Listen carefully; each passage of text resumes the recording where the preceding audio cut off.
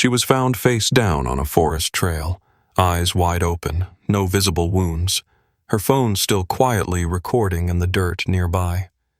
When detectives hit play, her trembling voice whispered, "Why are you still behind me?" followed by a man's voice she never named. What happened next was never meant to be heard. But first, let's go back to the beginning. The jogger's name was Kevin Mendez, 34, local gym owner, ran the same trail every morning before opening. But that Monday, April 3rd, he didn't finish the loop. At 5:38 a.m., he stumbled across something on Glen Hollow Trail, just beyond the creek, near the bend where the trees thicken and the canopy chokes out the sky. At first, he thought it was a sleeping bag, then a tarp. Then, as he slowed, the shape clarified. It was a woman, face down, left shoe missing, skin bruised at the ankle, her hand stretched forward like she'd tried to drag herself up. The hair stuck to her cheek was matted, her hoodie soaked through from overnight dew. Her body looked paused, not like a crash, not like violence, like someone had just hit stop. Kevin backed away, his phone shaking in his hand as he called 911. His breath was ragged, his voice barely coherent. When the first unit arrived at 5:54 a.m., the scene hadn't changed. The body was undisturbed. There were no signs of a struggle around her, no broken branches, no drag marks, no blood splatter. But about 20 feet off the path, near a split in the underbrush, they found a phone, propped against two exposed roots, angled toward the trail. The screen had gone dark, but the lens was still aimed steady, still rolling. By 8 o'clock a.m., the area was sealed off with tape. Crime scene markers dotted the forest floor. Detective Rachel Monroe stood with her arms crossed just behind the medical examiner, her boots sinking into the soft dirt. 37, deliberate, quiet. The kind of cop who didn't fill silence unless the silence asked for it. The victim was ID'd as Lena Cartwright, 29, marketing assistant at a mid-sized design firm downtown, lived alone, no prior complaints, no open cases. Her apartment lease showed she'd been living in the same place for 3 years. Utilities paid on time. No missed work. No known threats. Nothing to suggest this, whatever this was. The coroner estimated time of death between 1 o'clock and 2 o'clock a.m. Cause, blunt force trauma to the back of the head. No defensive wounds, no sexual assault, no signs of robbery. Wallet, ID, and keys were all in her zipped side pocket. But the phone, that was the thread Monroe couldn't let go. The lead tech flagged her down just after 9:30 a.m. "Detective, it's still recording. You want to hear it before we shut it off?" She nodded. He tapped play. The audio began with silence. Then leaves crunching, a faint breeze, then breathing, tight, controlled. Female. Then the unmistakable sound of hurried footsteps, getting louder, closer, almost stumbling. Then Lena's voice. Okay. Just walk fast. Don't look back." Pause.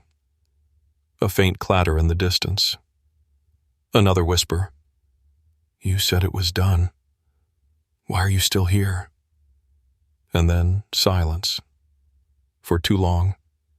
Long enough that it stopped feeling like dead air and started feeling like something wasn't supposed to be heard yet. At the 43-minute mark, a different voice entered. Male, calm, not angry, not rushed, just steady, like someone explaining something for the third time. "You lied to them," he said. "You made me the problem." Monroe didn't flinch, but she leaned in. Her hand hovered over the earpiece like she wanted to pause it, like pausing it might rewind what she already heard. On the ground near the recording, the dirt hadn't been disturbed. No signs of a struggle. No signs she was dragged.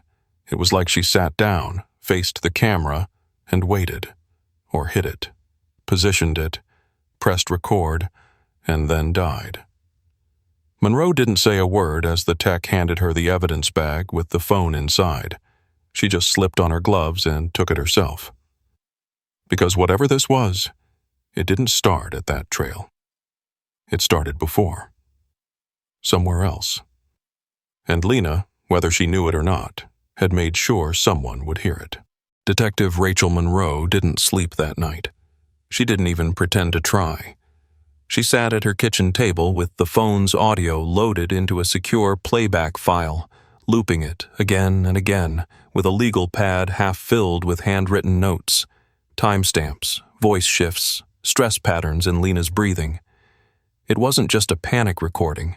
It was something else, something intentional.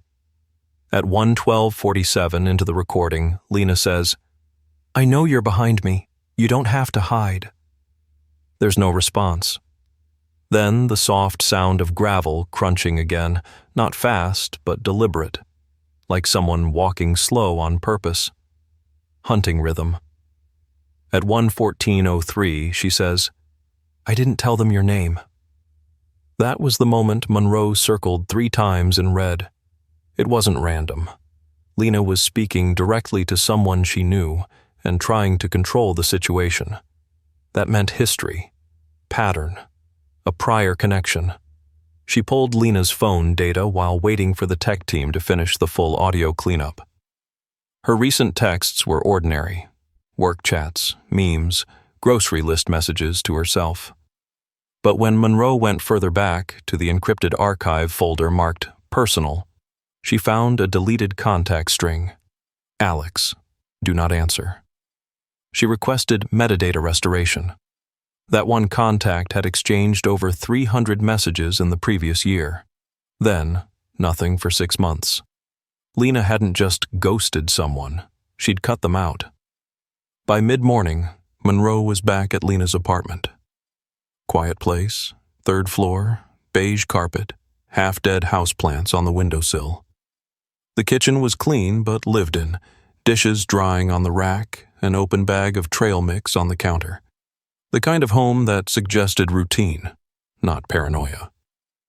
But in the bedroom closet, Monroe found something that made her stop breathing for a beat. A GoPro camera case. Empty. She turned to the nightstand. Inside the top drawer, beneath a stack of notebooks and receipts, was a flash drive in a labeled Ziploc. Marker on the label read, "If anything happens to me." Monroe took it straight to the lab.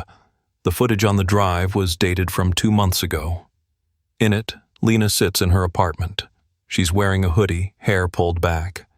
Her voice is tight, not panicked, restrained, like someone trying not to give in to fear. "If you're watching this, it means I was right to be scared," she says into the camera. "I don't know if I'm being dramatic. I don't know what else to do. His name is Alex Brenner. We dated briefly. He wasn't violent, just persistent, and then obsessive. Showed up at my work twice after we ended it. Told HR I was exaggerating." She leans forward. "I never reported it because I didn't want to escalate anything. But if something happens to me, start with him. He doesn't think he's a threat. That's what scares me." Monroe sat back in her chair. Alex Brenner. The name had never come up in Lena's formal history. No restraining orders, no police reports, just a silent footprint. A trace search revealed he still lived within city limits. No criminal record, no flagged weapons. But something about the timeline was off. His last known job had ended 5 months ago. Since then, no tax activity, no digital banking, no phone activity tied to his known number. Not gone, just vanished beneath the surface. Monroe called his old workplace, a cybersecurity firm called Psylock Analytics. The receptionist confirmed his termination. He stopped showing up. No call, no response, just dropped off the radar. Dropped off the radar after Lena cut him off. Back at the precinct, Jake Hurley, her partner, stood in the hallway holding the forensic audio transcript from Lena's phone. He handed it over without a word. Monroe scanned it. At the 2:01:23 mark, a male voice, still unidentified, whispers, "You act like I'm a monster. But you created me. You let me believe." That wasn't rage. It was resentment. That subtle, dangerous bitterness that feeds on rejection until it thinks it's owed something. Monroe felt it then, the tension tightening at the base of her skull. This wasn't random. This wasn't impulse. This was personal. Built over months, maybe longer. She opened the transcript again and underlined Lena's final audible words before silence took over. "I just wanted you to stop." The silence after that? It stretched for over an hour. And whatever happened in those 61 minutes, the phone caught none of it. Just the low, growing hum of wind through leaves, the rustle of something moving once in a while, just out of frame. Something that didn't leave fingerprints, but left a recording. Rachel Monroe had learned to recognize a clean apartment that was too clean. The kind of space that didn't feel sterile by accident. It felt sanitized. Like something had happened and someone had taken their time erasing the evidence, not out of panic, but purpose. Alex Brenner's apartment sat on the second floor of an aging duplex off Magnolia and 12th. From the outside, it was forgettable. Flaking paint, a broken porch light, a window AC unit humming too loud for April.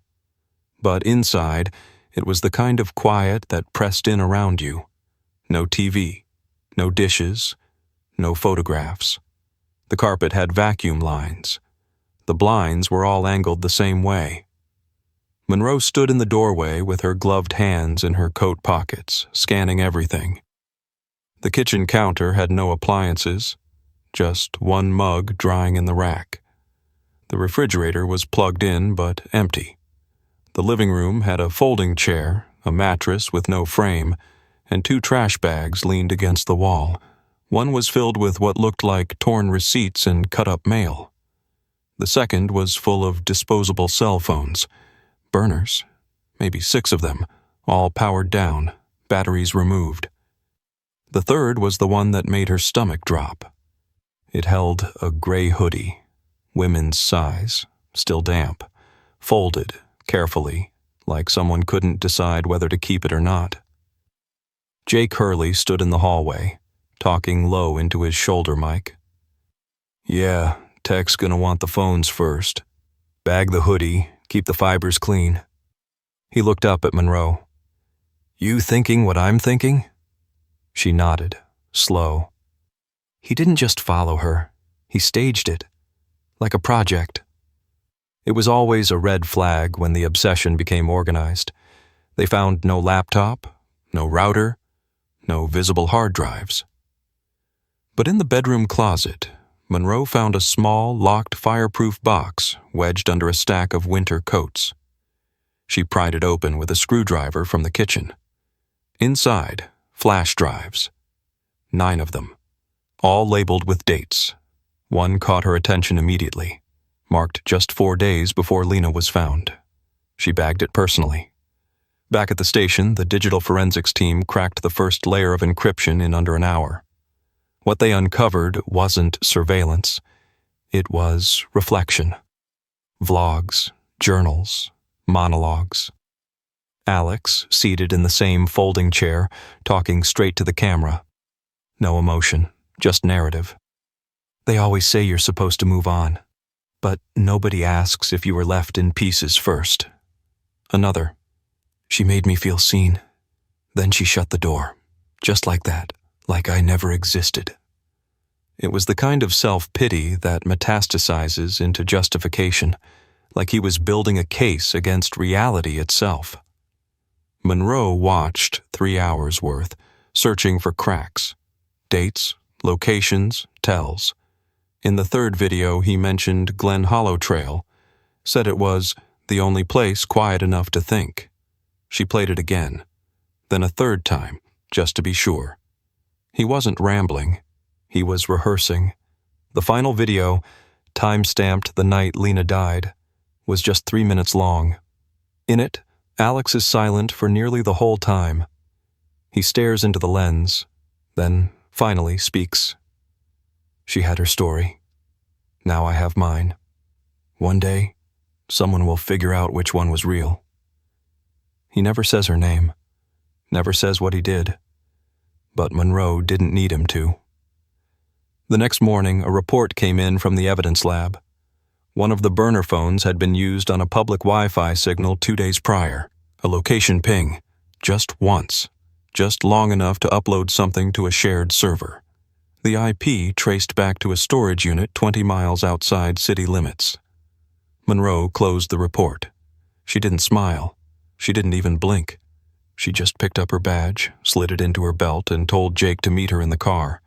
Because whatever Alex Brenner thought he'd buried out there, whatever final act he believed he'd curated, it was time to drag it into the light.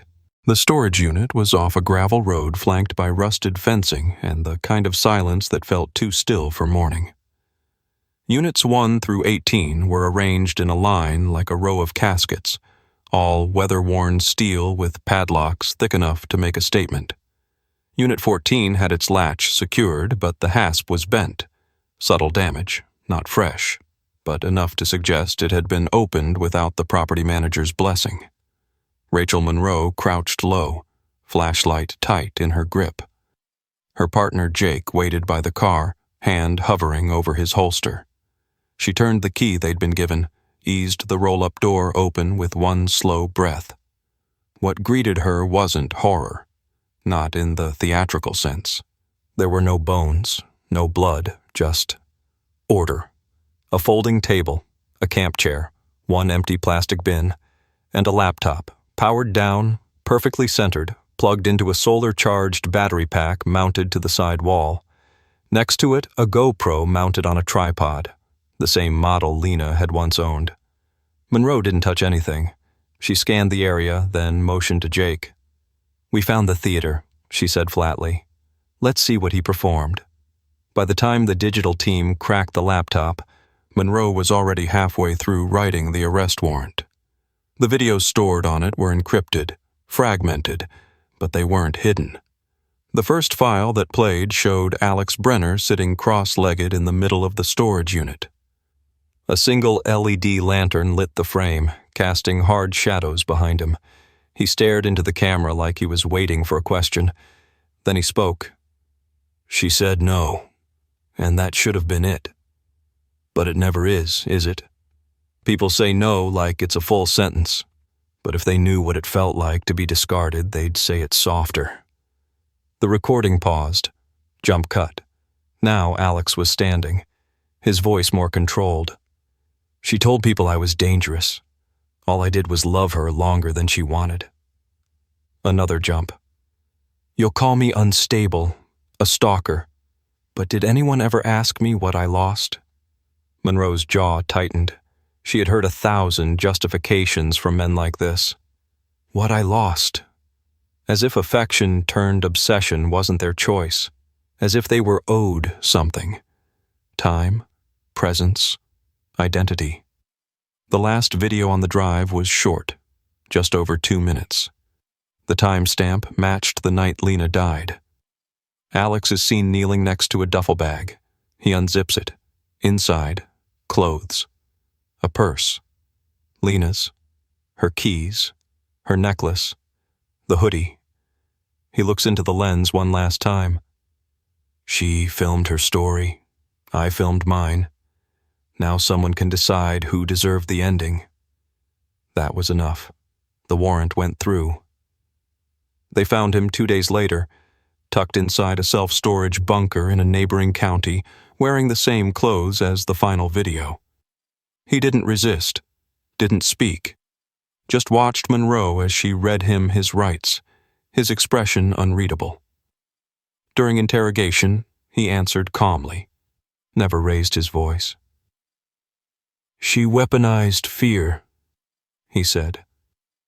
"Told everyone I was a threat so they wouldn't see what she did to me." "What did she do to you?" Monroe asked. "She made me invisible." "You killed her?" He blinked slowly. "No. I just stopped trying not to be seen. The trial lasted 3 weeks. The jury took 5 hours. The audio, the recovered footage, Lena's GoPro, her flash drive, the hoodie, the burner phones, the tech traces. It all told the same story. A woman who tried everything to protect herself without escalation, and a man who turned silence into punishment. Alex Brenner was sentenced to life without parole. Lena's phone was returned to her mother in a sealed evidence case. She never opened it. But she didn't bury it either. Instead, she placed it in a glass display with one small plaque. She was found dead, but her phone never stopped telling the truth.